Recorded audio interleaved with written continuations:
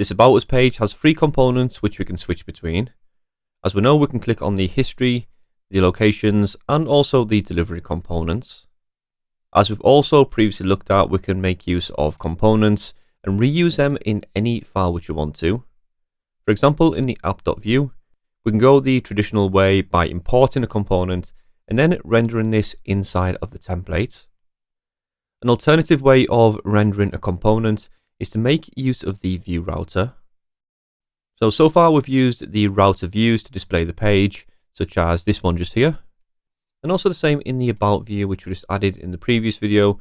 We made use of the router view, and this could display either the top level page or any child components, just like we do here with the About page. We can also insert as many more router views as we want to, and these additional router views will act as outlets for various components. If we were to insert more router views, we also need to give them names so the router knows which component to display in each one.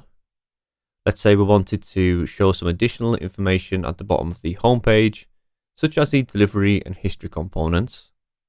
Here we have a div wrapper, but the key here is we have 2 additional router views. Each of these has a name attribute, which will be important in just a moment. Notice the router view at the top has no name. This is the default location.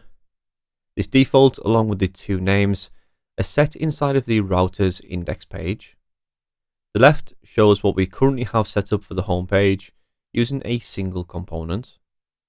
However, when we have multiple router views with names, we need to modify this to use a components object, just like we see over on the right. First is the default location, which is the router view with no name. And then the next 2 names will match the 2 names which we gave to the router views. Over to the project and we can set this up. So jump into the main top level component, which is the app.vue. And then just below the router view, we'll place in a div. This div, for styling and layout, will have the class of info block wrapper. And then inside of here, we can place in additional router views to display any one of our components. For this example, I'm going to display the delivery and also the history components inside of this main page. So place in a router view. The name attribute, which is going to be equal to delivery. Copy and paste this, and the second one is going to be for history. Okay, so we only want these 2 components to display on the home page. So for this, let's go over to the router's index page and go up to the home section. Currently, the home router only shows a single component of home view, but to display multiple components, we can change component to have an S on the end. Remove this, pass in an object, and just as we've seen with the slides, we need to add the default view, which is the one which is displayed inside the router view with no name. So this one is the home view, the name of delivery. This will show the delivery component. And the next one is for history. Okay, so just to recap, we've got the default component, which is the home view. Inside of the app, this will display in the router view, which has no name.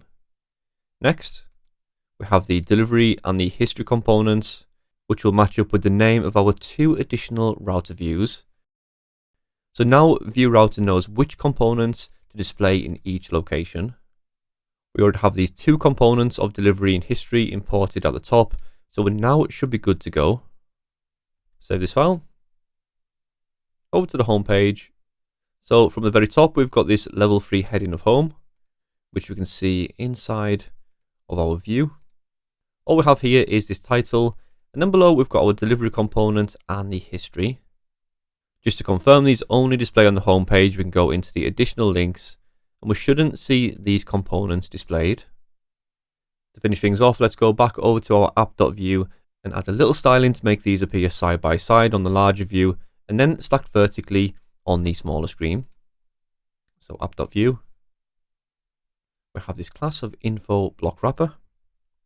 Let's copy this down to the style section. So the display type of flex.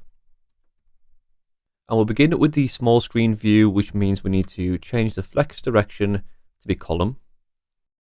This will keep our content stacked vertically on the smaller screen. To make this change to be alongside each other, we'll need to change the flex direction to be row on the larger screen. We can do this by adding a media query. And in fact, we can also remove all of the rest of this styling. I don't need any of this. Set up our media query with @media, where we want this to target screens with the minimum width of 900 pixels. Let's grab our info block wrapper, where we'll modify the flex direction to be equal to row. Okay, so on the larger screens over 900, these are in a row, and then this drops down on the smaller screen. So this is an alternative way of using components rather than the traditional way of importing a component into another file to display. We can also allow the view router to place these into a router view.